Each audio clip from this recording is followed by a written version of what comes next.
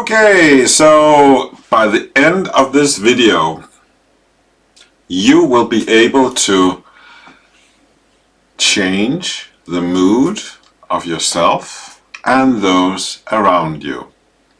Oh, that's a big, tall order. But let's see what Scientology offers in this department. Okay, so we're going to dive into a concept called affinity. And this is from Latin, affinitas, which was constructed to sort of like, it was actually starting up by describing marriage, and it comes by ad, something other, which meaning going towards, and finis, which is limits or border. So it's sort of like going towards the closeness, right? We're basically talking about closeness. Okay, and affinity is the closeness of it can be live beings like humans, animals, and it can also be physical stuff, you know, chemistry. Water and gasoline doesn't mix so well. Certain people don't mix so well, so they can't have this closeness. Okay, but let's actually go with that a little bit. So if you take closeness as a sort of like a thing whereby we can actually control the mood of others. Control is a nasty word, isn't it? But let's just say, instead of control, let's just well, let's use control, because it's what it is. I mean, control is a heavy word, right? But it just means making something happen. And that can be good or that can be bad, but let's make it good. Let's. Okay, so by the way, the knowledge which is contained in Scientology is not, in a sense, created by Scientology, you know. It is because it describes something which is there and described well. That's Scientology, but it is not owned by Scientology. The knowledge is just life, you know. It's your life. So it's in that sense, it's your knowledge. It's just described very well in Scientology from my perspective. Especially these terms which I'm going to give you today. Affinity is related to closeness. So if we remove closeness, we will actually see a change of mood. Because affinity is actually how we feel. This is emotions. Okay, so that's a bit interesting. So we're going to do a nasty experiment. We have this kid who's like playing with a toy, and now it's time for the experiment. So we're going to grab hold of the toy. And this kid is very happy, you know, googly, googly, googly, googly. And we grab hold of the toy and we take it. And the kid go, a little bit concerned. And then we give it back, and the kid go, googly, googly, googly, googly. We take it. The kid go a little bit concerned, googly, googly. And then we start walking away with it, and the kid starts crying. Okay, so closeness is interesting, right? But that is a thing we want to be close, okay? What about if you have someone who is like, you have this girl who's really afraid of spiders? I know a few. And the spider is sort of like over there 10 meters away. Okay, I can handle that, no problem. And she's fine. And the, the spider is now 4 meters away. And she's going, is it there? She's a little bit concerned, right? And then all of a sudden she feels something tinkling her leg, and you go, ah! And she's downright scared, and the little spider goes up her leg, and she's like screaming, and then it gets to her stomach, and she's just sitting paralyzed. Get it away, get it away. She starts to sniffle. oh, not good. But there's no one there. Her boyfriend just left. And the little spider goes, oh my God. And it climbs up here and it goes on her face and she just sits there. I'm gonna be eaten now. She's just basically in apathy. And she gives up. The spider goes there and all of a sudden she's saved by the bell. The boyfriend comes back and takes it off. Says, what are you sitting with that for? And he just crushes it or throws it away. And she goes, I was so scared. Why didn't you come and save me? Why do you first come now? Actually, this is interesting. There's anger coming up there. And she goes, yeah, I was really, damn, whew, I survived. Whew, wow. And the spider is gone. And the mood changes. That's interesting. So, if we take something away from a person, affinity changes. And if we push something on the person don't like, affinity also changes. But let's behold something interesting. Let's look at the fact that we actually progress through some stages. There is a difference. There's a difference on how we look upon our life, how our mood feels, okay? It's a sense of like, affinity is sort of like a sense of energy, you might say. And Scientology actually put forth that these different tones have a vibration, and well, one day one might actually be able to measure that. But let's just see something interesting now that actually, I don't know if you heard this, that's sort of like, of course you don't, I'm just, that a mood is sort of like contagious. If you're around people with good mood, you start feeling a good mood. What's that? Emotions are contagious, affinity spreads. That is interesting, because that we can use. But affinity is very interesting because it has to be worked in these steps. Otherwise, it doesn't work. Because that's just how these emotions are, these different tones of affinity are. If you have a rather, as we saw before, you sort of like have this little kid playing with the ball. He's very happy and interested, and maybe he gets to a point where I think the ball is okay, but now he's been playing with hours with this ball, and it's sort of like, alright, more conservative, and you know, we can get around to it's a little bit boring with the ball. Ball is a little bit boring, right? Yeah, it's a bit boring. You can borrow it. I don't need it anymore. That kind of thing, right? So boredom comes in a certain point, and you might even get a little bit annoyed. Go away, ball. Go away. Come on. I don't need you here. And then just let's say that the ball keeps pushing on. You go, get away from me! It's sort of like you get antagonistic to the ball. The ball doesn't want to leave. Go away! You get doubt. I mean, if it really persists, this ball, you get, I'm gonna kick this ball. And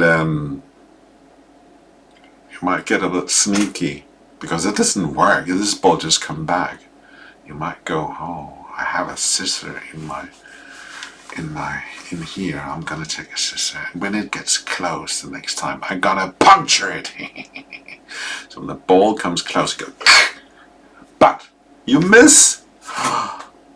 And the ball runs away and runs around the corner, and this is a crazy story. Sorry guys. I mean, I'm just and it sort of like peeks around the corner, and now the little kids get scared. This ball seems to be out to get him. So it peeks around the corner, and and the kid starts to think, maybe I should hide. I'm a little bit scared. And there's nowhere to hide. And the ball keeps coming. And now I don't want it. And here we go again. But you notice there is a sequence, and that's interesting, because what's the case is that the steps intimately connected, which is sort of like in sequence, are actually contagious. You see, that's the trick. Somebody who is like, you have to be dangerous with this technique, because what I'm about to tell you can be done wrong. Alright?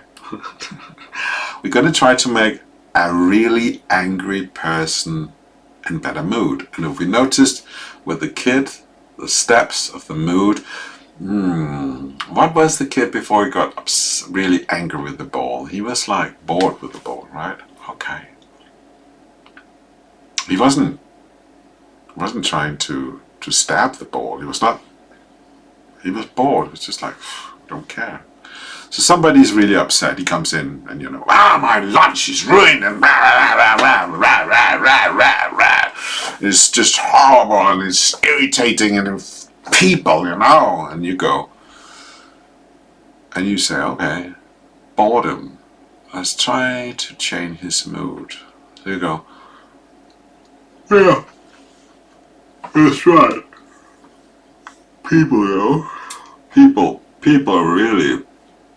People can be so, it's sort of like, and he goes, yeah, people, but you sort of a little bit of his anger is evaporating magically, and you go, it could be really annoying.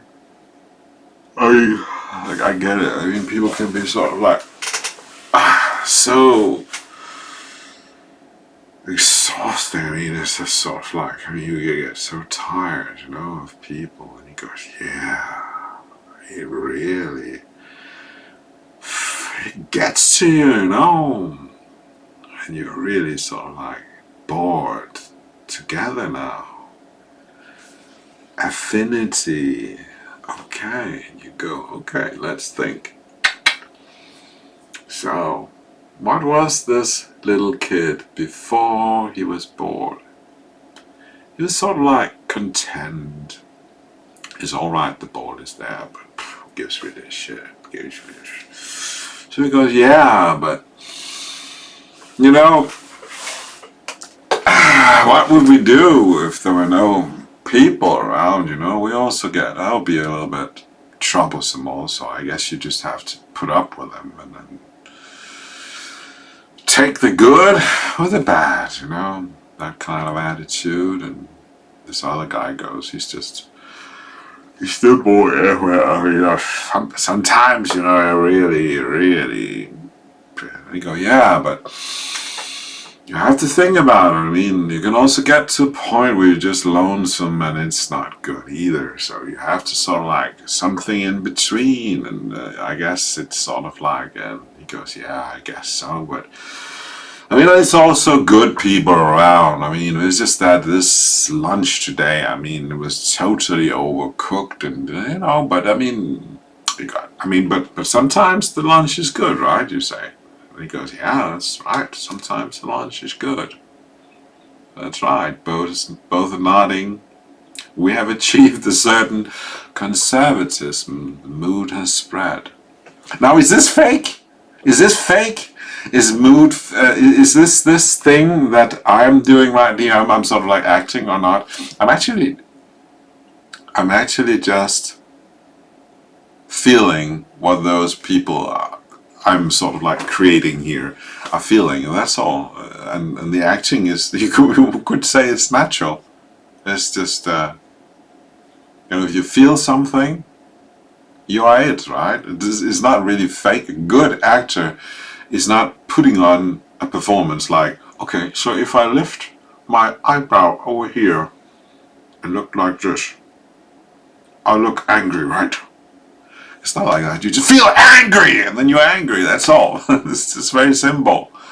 Now, You might think that's scary. He can change his mood like that. Oh yeah, I'm scary. Okay. Sorry. Too tempting. Now anyway, affinity is very interesting because it's basically the feeling of connectedness, and it goes in a certain scale. Okay? The thing is actually that to be able to fluently change your mood, you have to be pretty high. In Scientology, it's called being high-toned. The thing is, if you're high-toned as a sort of like a natural level, you actually can be on the other levels quite easily. They're quite easily to contact, but it doesn't work the other way around. If you're really, for real, sad, it's all sad. It's just that the only thing you can see around you is sadness. I mean, you go to this guy and he's completely demolished and sad and sobbing, and then you go, I mean, it's a wonderful weather, right, isn't it? And he goes, he can't see it's a wonderful weather because he's not like I'm doing right now, just jumping around the emotional scale for kicks, you might say. He's there, and he doesn't have this latitude that he comes from above. So, actually, if you're a good actor, you have a certain like a natural emotional level. This is what you are every day, and you'll see that those levels which are below that level, those are the ones you'll be good at performing, because those are sort of like within your reach. Yeah? Okay? So let's summarize. What have you learned today? You have hopefully acquired a certain idea that there is a sequence in moods. That's important, that's key. And if you take something that people like away from them, they go down the scale. If you give them something they like, they go up the scale. If they all of a sudden see someone they haven't seen for a long time, it goes up. If it's somebody they like. Otherwise, they go, oh shit, have you seen who's over there? And it goes down, right? And that is the other part of it. If something which really gets close to you, your mood gets bad, right? So you could say, okay, so how can we apply this in life? Okay, Now, you can apply it to the next time you see somebody really sad. You don't go and think you can just cheer them up by being all gay and so on, because the energy is too far away. It doesn't connect. So you have to go down, and if you have somebody who is really sad, you have to, and who's really sad, and you want to lift this person. What's above grief? Let's think back. What was it? It was actually fear. So the person is crying, and you come in and you go, oh my God, have you seen the, I can't find my shoes. And he goes, what? I can't find my shoes, I really need them, I need to go to this important interview and I can't find my shoes. It was sort of like a display of fear, right? And he goes, I don't know where they are, but I really need them, I really need my shoes, I can't find my shoes, where are my shoes? Have you seen my shoes? And he goes, but I don't know where your shoes are, where am I sure I know where your shoes are? But he's actually moving energy, can you feel that? So he's coming a little bit up, and he goes, all of a sudden he's also in this frantic boat looking, I found this shoe, where did you put them? Where did you put those shoes? And this is how you do it. It takes a little bit of study. You have to understand people. You have to sort of like look at them, observe. But you're able to see that there is a certain sequence, and we call that in Scientology affinity, right? But it's just, it's plain, it's your life, right? So use this knowledge I'm giving you here, right? and make the moods of yourself better. How do you do that? By surrounding yourself with things you like, for instance. That's easy, right? Okay, and remove those things from your life that don't make you happy. Well, I'm sorry, this is not difficult, but you might go, oh, that's so simple. But I bet you have things in your life which make you not so well-spirited. Am I right? Okay. Project clean out, right? I mean, there's certain people you can't throw your neighbor out, right? But you don't have to engage. Let's say you have a tendency to hate your neighbor for some reason, right? There's been some things, okay. Well, try to not talk to the neighbor for a long time, because it has a tendency to go wrong, right? You have a tendency to get into a scrap, right? So don't do that. Who makes me happy? Talking to my niece. All right. Go around, visit your sister more. Talk to your niece. Right? It's those things. It takes a little bit of steering of yourself. Okay, so just use this in your life and be in better affinity with those around you. Very simple. I hope you could use this, okay? I really do. So take it away.